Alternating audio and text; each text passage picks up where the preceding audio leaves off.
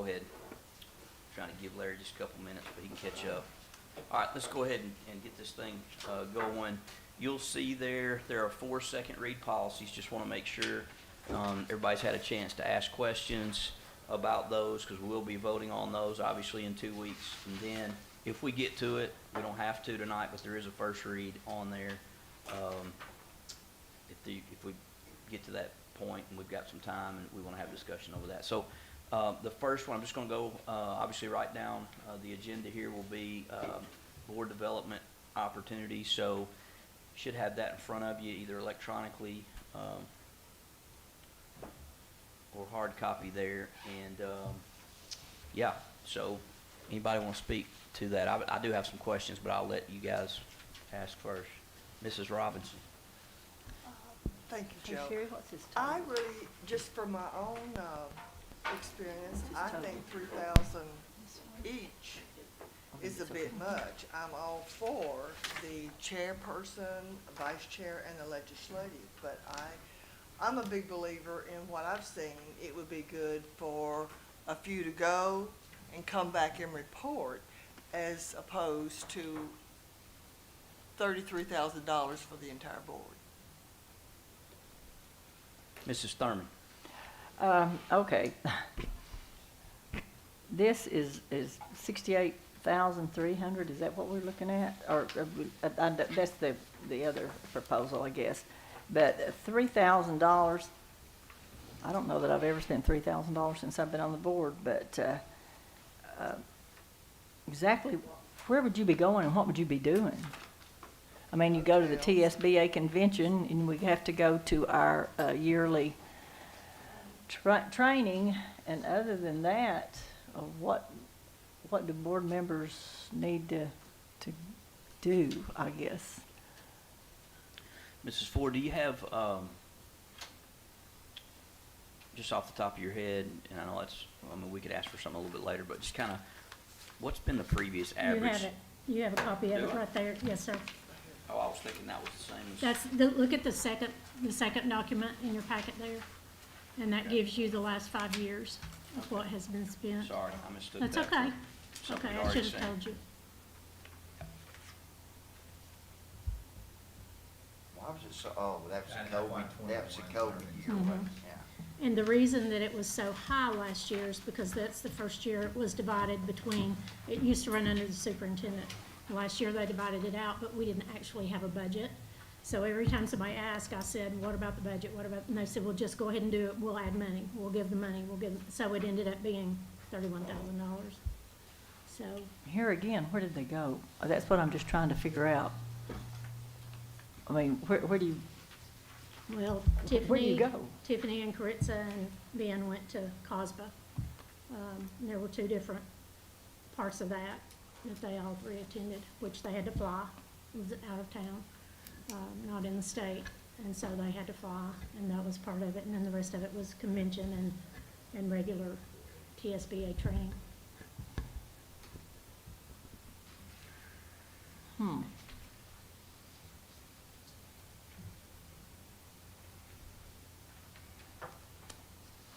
I'm not sure we need to be paying for flights anywhere.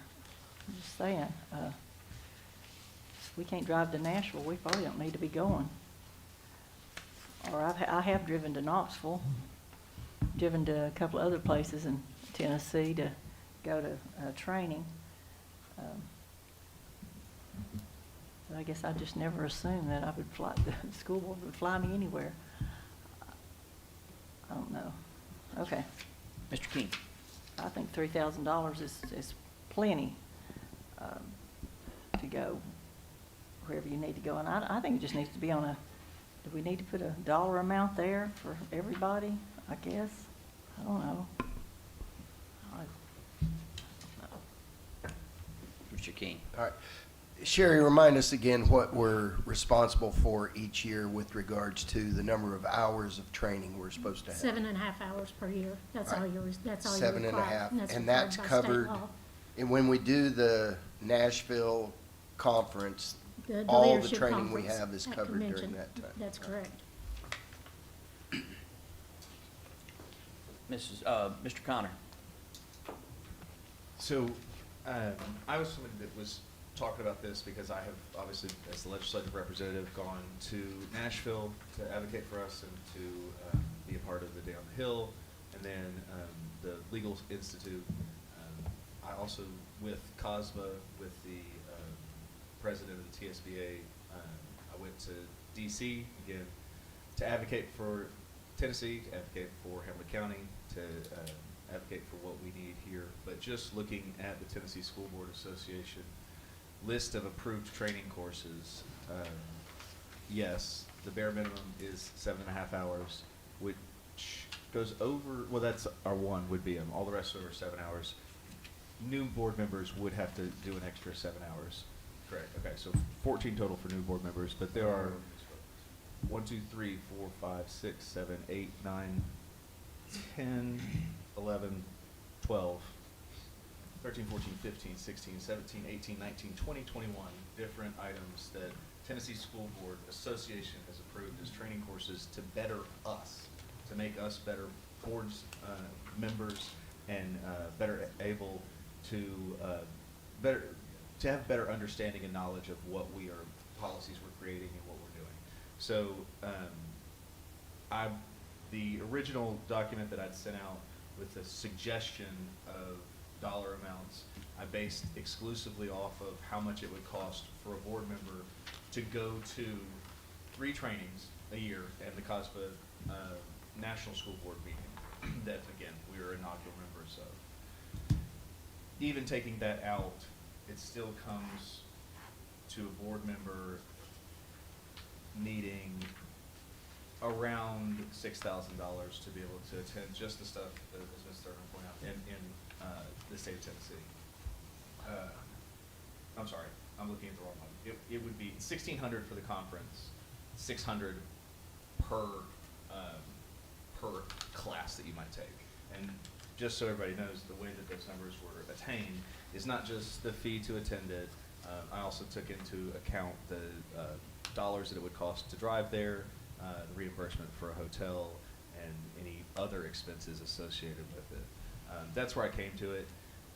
I appreciate what was said about the chair, because there is 2 of the ones I listed on here are the board chair, where is it, the leadership for the board chair, which is a great opportunity for new chairs and existing chairs to get together and meet and talk about things. Obviously, I've already mentioned the 2 items for the legislative representative, so thank you to the first person that said that about there is possible extra costs there, because there are. But I think that my end of the day suggestion would be this. Our Hamilton County Commission has a $15,000 travel budget. I think that ours should be half of that. I think that that's the right number to be at, because we do a lot of items where we base off of half of what they do. So I think that if we're keeping in line and just keeping apples to apples, I think that that's probably the best suggestion. So that's kind of where I'm going to leave it. I other than saying I do like that we're having this conversation, because I do think it's important for us to put in the work to better ourselves. Just like we ask our teachers to do personal development days, I think it's important that we as board members make sure that we are educating ourselves to be able to create the right policy and help our students as best we can. Mrs. Robbins. Yes, I want a clarification on the hours that you can get online. The TSBA recommends the required training, that they do not recommend, even though they have a number of those classes listed, they do not recommend taking those all in 1 year. In fact, they recommend not taking those all in 1 year, because next year you're gonna have to take another one, and the next year you're gonna have to take another one. So at some point, you're going to have already taken those classes. You don't need to take them more than once. There are some other things like the legal and legislative meetings that are outside of that do not count toward your hours, that probably would be beneficial to certain members of the board. Not necessarily everybody would need to go, but there are some that would be beneficial to certain members of the board. Mrs. Thurman? Okay.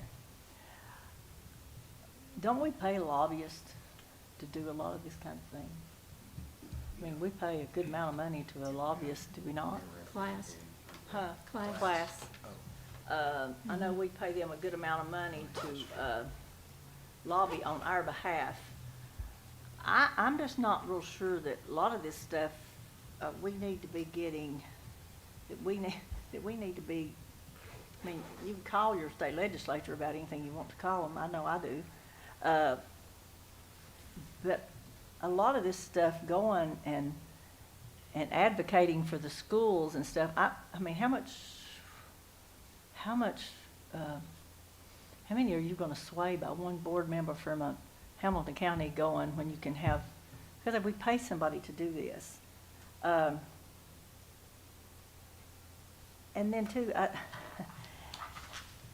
all of this training, well, I'm just gonna say, I just don't know when you have time to do this and how beneficial it really is to go all this stuff. I mean, because what do some of the other counties have to in common? What does Hamilton County have in common with a lot of the other counties? I mean, every county is unique in its own way.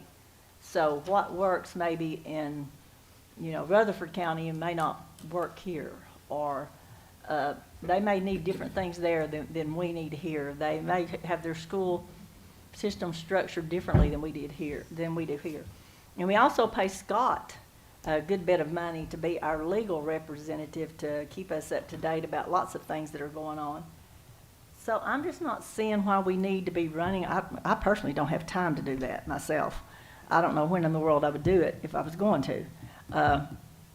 Like we had to jockey position tonight to get a kid to basketball practice. So, because one had to be at basketball practice, one had to be another basketball practice, one had pitching practice, I don't know when I would do all that stuff anyway. I just don't think that we need to be a travel agency to be going all over the place. It's just so not necessary, in my opinion. I think $3,000 is very generous, and I certainly don't think we need to be paying a teacher's salary to the school board for our travel. I mean, that's another teacher. $68,300. I just don't think that that's. I mean, I realize there's 2 more board members now than there was a few years ago on this sheet here. There's a little bit more, but not that much more that we should be expecting the taxpayers to pay $68,300 for the school board travel.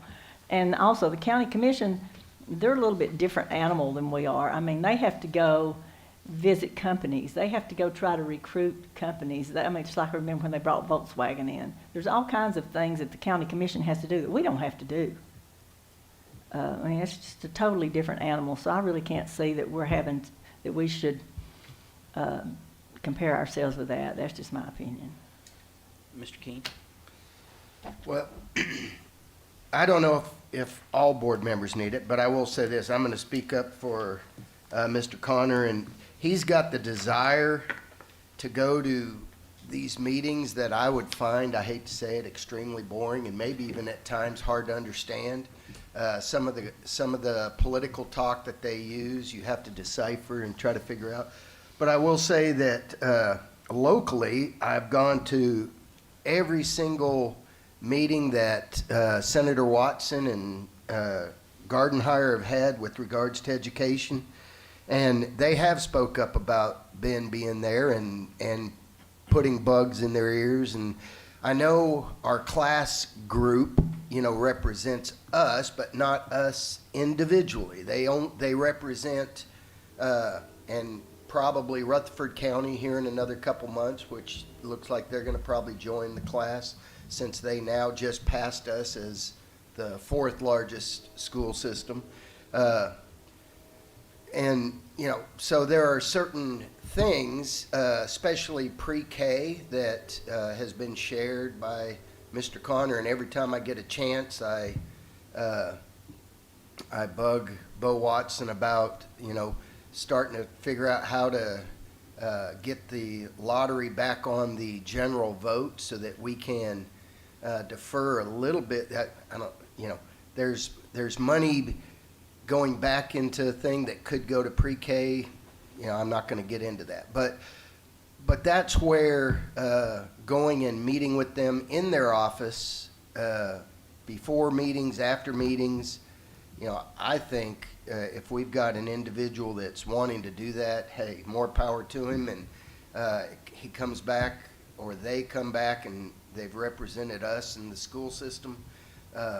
And, you know, it's nice to actually hear in layman's terms what all is happening, rather than having to read hundreds of pages of legal stuff that, you know, you can get 5 pages stuff out. So, yes, I don't think, I mean, I look at what I've got down here, you know, we got 5 new ones. They're probably gonna need possibly $3,000 to do their 14 hours, but not the returning board members.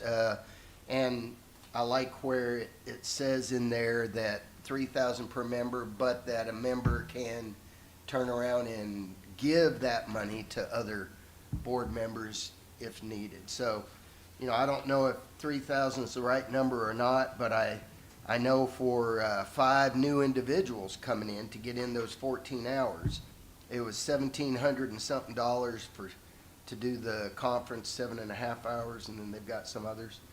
You know, I think how it's written, I know Mr. Connor would like to see more, but I think the 3,000 is a fair number. And I like the idea of being able to turn around and give some of that if needed to positions that need more than that. Mr. Smith? He just said what I was gonna say. I'm certainly not gonna use 3,000. I enjoy going to the conference every year, and I did one other training. I'm sure not gonna use 3,000, so I can give you mine. Because I know I won't be used. I'm like you, Ron. I gotta go to work every day. I don't know when I could ever get off to do it. One last question there, and if we don't have anything else, we'll move on to the next one. Sherry, tell me, I see that, I know that I was involved in the, along with the conference, the leadership training, and I know, that Marco, I think, was there at the same time. So I know that ours were similar. What's the breakdown? Do you know the breakdown? What's the leadership conference cost? Yes, the leadership conference was $625 for convention and leadership conference, because they all went up this year. I think leadership was $300 and the convention was $325. And then the reason, if you'll see on the sheet where it shows expenses for this year, the reason those totals are different is because some people turned in mileage and per diem, some did not. So, but other than that, that's why that's the amounts, and that's why the difference. Well, and I'll just say, we can end it here, I guess, if there's not anything else to talk about, but I spent the first probably 3 or 4 years on this board, driving to some trainings, as Rhonda said, maybe going to Knoxville or wherever to, you know, get involved in a training that was there for that day or 2 days or whatever it might be, and just probably wasn't wise enough to pay attention and understand I could go to the leadership conference for a day and a half when I'm already going to be there anyway, and it took care of my training. So I will say, in my opinion, the leadership conference was well worth, it was a value, I guess, is what I'm going to say, as far as just, you're going to be there anyway, it's not an extra trip you got to take, and you're able to get, you know, the hours that you need that are required of you. So, all right. So anyway, that's what you've got in front of you. We'll have time, if you, before we meet again in 2 weeks, you think of something there. I mean, you'll see what's been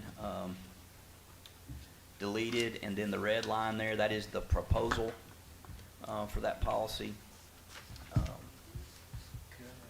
Sure. I'd love to have for consideration in there this money, we know where it goes if it's not used. If it's not given to another board member and not used, that it goes back into the general fund. That it's not something that's. You're talking about at the end of the fiscal year? Yeah, that somebody can't pick it up to do whatever. Accumulate. Right, they can't accumulate it, they can't, it doesn't need to be a slush fund, is what I'm trying to say. It doesn't carry over. Wait, it doesn't say it, that's the only thing I'm. No. Just from regular. That's just standard bookkeeping, procedure. Yeah, it Okay. doesn't It'll carry clear over. out at the end of the Because year. the county commission can't use it. Anything that's left over and it would go to fund balance. Okay, as long as that's either implied or true, that's something that I definitely would want to be on there. And then the only other thing that I would add is if anyone uses the funds for something, some sort of accountability, to make sure they've actually gone to the conference and they've attended the sessions, because, you know, I've heard stories of people that go to Nashville and don't even go to any of the meetings, they just sit by the pool the whole time. So at COSBA, we had to physically check in with our name tag, and they checked you out when you left at the end of the meeting, so it was, by God, you were there. So if there's a way to add that to this, if there's accountability, I would equally love that, because I'm not about asking for something that I'm not gonna use for what I said I'm gonna use it for. All right, so let's move on to the next one here. We'll go to suspension, dismissal of classified employees. Should have that in front of you.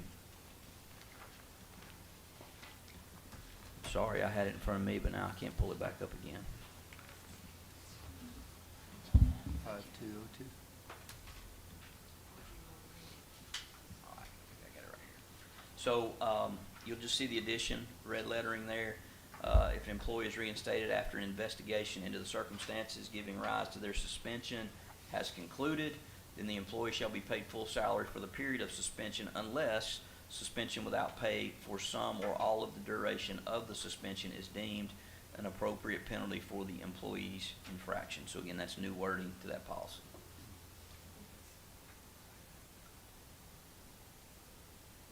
I'll give you a second to look that over a little bit more and then any discussion.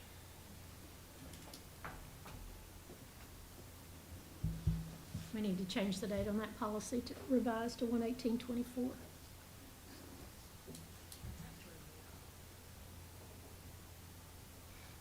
All right, nothing?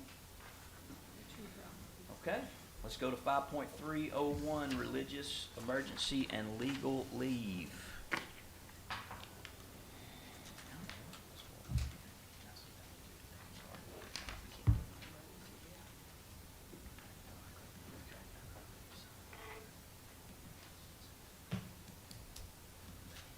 All right, so you'll see there in the section under religious leave, so observances of regularly scheduled religious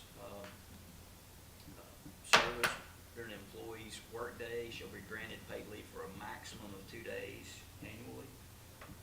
Leave is limited to 2 days of time off for religious observations that do not conform to the district's holiday schedule.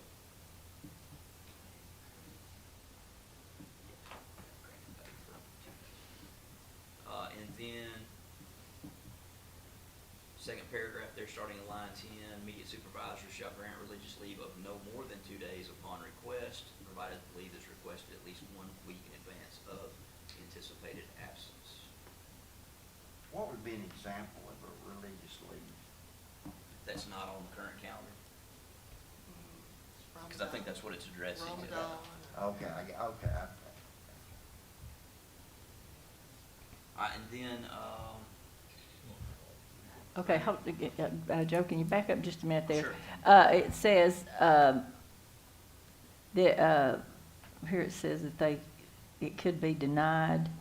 Is that as if there's 4 or 5 teachers at one school that are gonna be off or something like that? Is which that what line, that means? what line is that? It's 14, 15 right there. Would amount to a substantial burden on HCDE's operations. The accommodation may be denied. Okay, that's just what I wondered, that's what that would Yes, be. We've got that similar wording in. Okay, I mean, that's fine with me, I just wondered if that's what it meant, okay.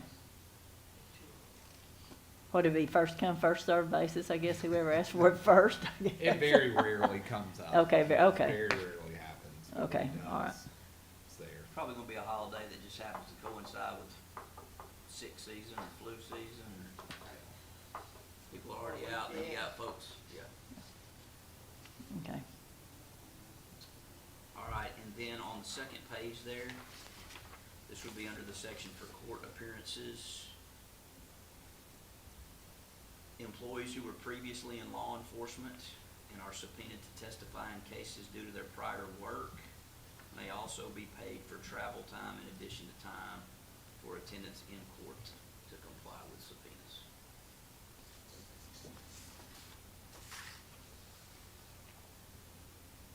All right, any comment or question about that policy?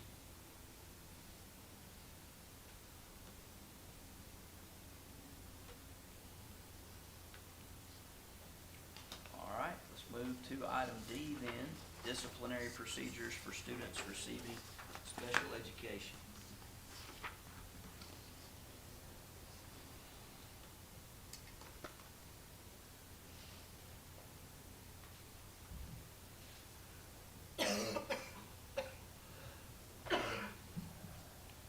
All right, so you'll see in line 12 there, there's some semantics there, changing disabilities to two words, a disability. Shannon, what was the reason for that? Is that to address each disability Yeah, on its own? I'll be honest, Scott and Sarah worked on this one, so I Okay. can probably give you my best, guess there. I think they're just going through to make it like kind of comply with languages here. Okay. You don't have to have more than one Yes, sir, so, disability yeah. here, it could be one disability. Just one Okay. disability, yeah. I think some of it also is just matching our current setup, like with 504s falling under Patricia's office now to make sure that that's mentioned in there. So it's a lot of like cleaning up semantics, but also cleaning up just departments. I don't think anything in here is a substantial change to how this is actually carried out. And so I'm looking there in line 34, the addition of a fully convened IEP meeting, that's just written with the understanding that what follows there, those folks are always at a fully convened IEP meeting, right? Yes. Okay.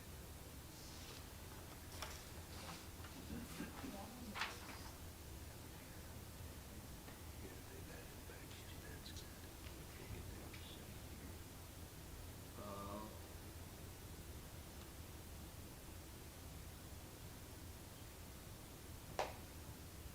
Because, all right, so Mrs. Robinson was asking about, why any parent, guardian, or, considered by was stricken, but I'm assuming that's because the next part of that sentence, indicates they would have been a part of the IEP team anyway, is that right? Yes. Okay. Okay, or the committee. They're already a part.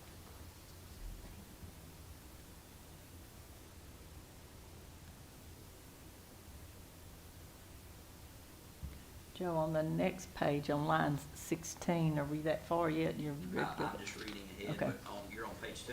On page 2, yeah, line 16. It says, except for set forth below, the student may be suspended or removed from existing educational placement, but must stay put in that placement unless the IEP team or Section 501 committee, including the parents, guardians, agree that a more restrictive placement is appropriate. Is this the policy that allows some of these kids to stay in the classroom and makes the rest of the students leave? I have a few teacher friends that get so upset with this policy because there are some days that they're having to leave their class 2, 3, and 4 times a day because of misbehavior of a student. That's Very not- disruptive. That's not, what you're talking about is not anything to do with this policy. This is saying stay put, but what I would point out with this is that, this is beyond a 10-day suspension. So it's basically saying if a kid's been suspended beyond 10 days and haven't done the MDR, then they would stay put. If you get to a point with the student, 99% of the time, like you're having an MDR before you get to that 10 days, but principals have up to 10 days where, you know, there is no MDR, they can suspend the kid up to 10 days.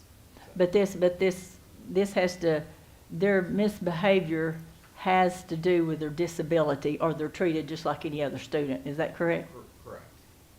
So if the MDR is basically determining if the behavior is a manifestation of that disability.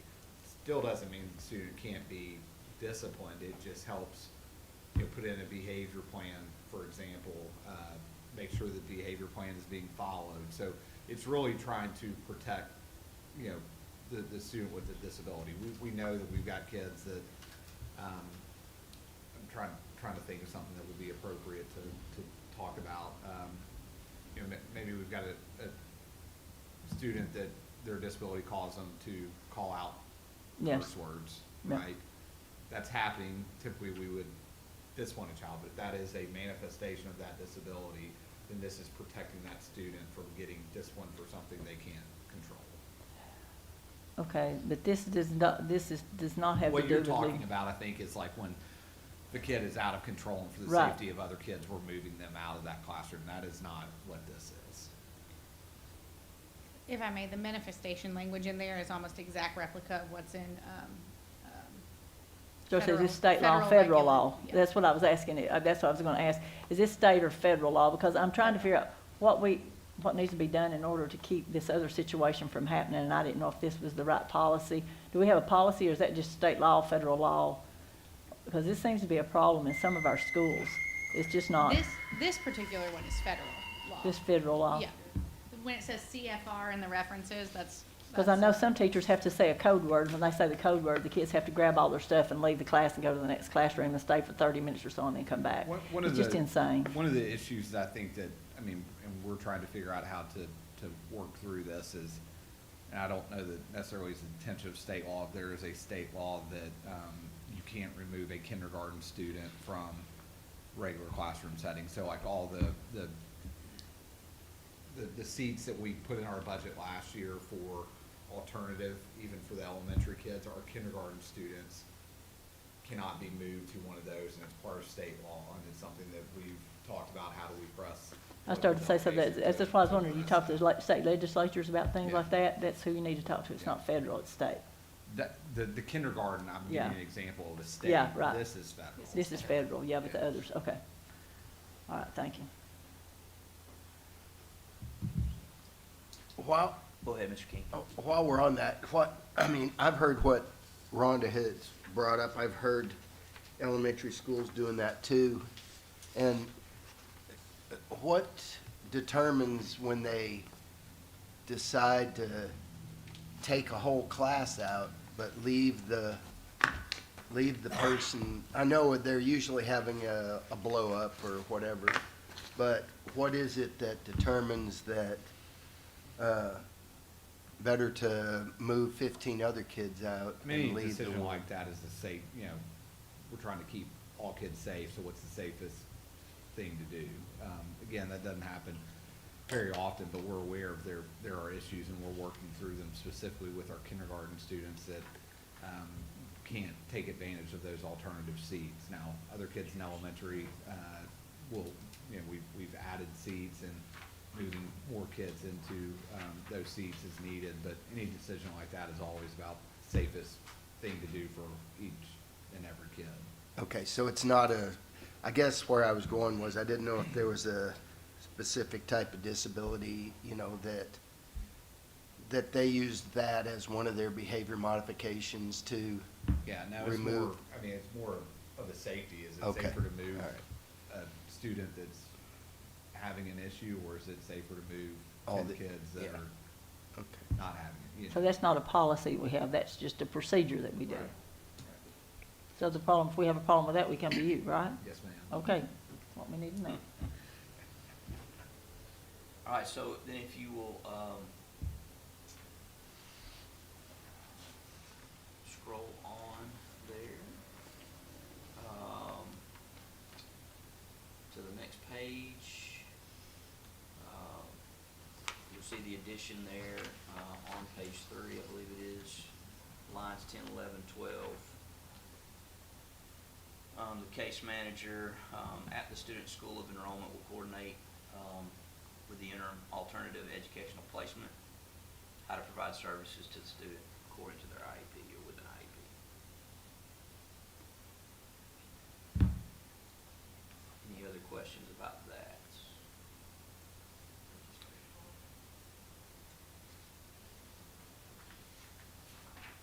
No, the wording's been changed a little bit, so now it makes more clear to me what is being said here than what was previously written, so. All right, so those are the 4 that we will be voting on, again in 2 weeks. Just a general, probably crazy question. How many, maybe a percentage, how many kids with disabilities across the county do we have? Ooh, give me a second. Yeah, to recollect. See how close I am. I mean, you think? 17 or 18. That's what I said, 18 to 20. I say I can always get it fast and then when people are watching. Has that number, trended up over the last decade? I wouldn't speculate on that. I mean, I know what I think. I would think that it's not. I mean, we're probably actually more like 15%. 13, just under 13. I don't think it's trended up. I think what you do start to see, and we've seen a rise in the 504s this year. And there are a number of reasons why we could speculate around that. Maybe one of the biggest one is that third grade detention law. And thinking that helps. So, we have seen a rise in 504s, but not IEPs. And I think so speaking on that, because I have a granddaughter that has been seen by two different pediatricians that have both said that she's ADHD hyperactive at age 7, and that seems to be a more common of a diagnosis now for younger kids than what it used to be. So that's 504, they fall under the 504 part. They can, not You know, all. they can, right. They haven't pursued it.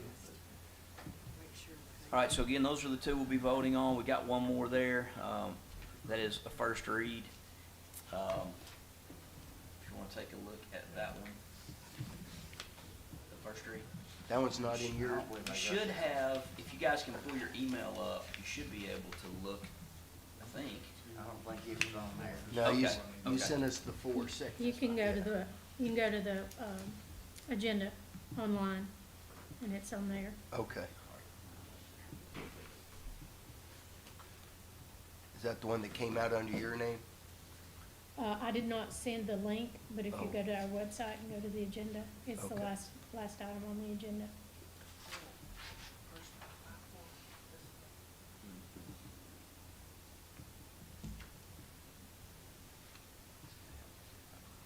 It's mostly cleanup, just so you all know, but there is a change where we're talking about communicable diseases still as we. Cleanup's go good through on these. that. Huh? Cleanup's good on communicable. Cleanup, right? We have a lot to. Yeah. It does read, would you like me to? I was just gonna say, it's first Okay. read. I mean, we're not gonna vote on that till third week of February, so Correct. you guys can take a look at that. Since we don't have it in front of us, you take a look at that at your leisure, and then we'll talk about it next go-round. And if that's the only one we'll have for second read, we may not even have to get together. We can just, We should start seeing less. We went through a year of going through every policy, and that was a lot. And so we are now in that cycle of the second year, so we shouldn't have to keep bringing through everything. yeah. All right, anything else? All right. Make it official, meeting adjourned. Sorry about the pun there.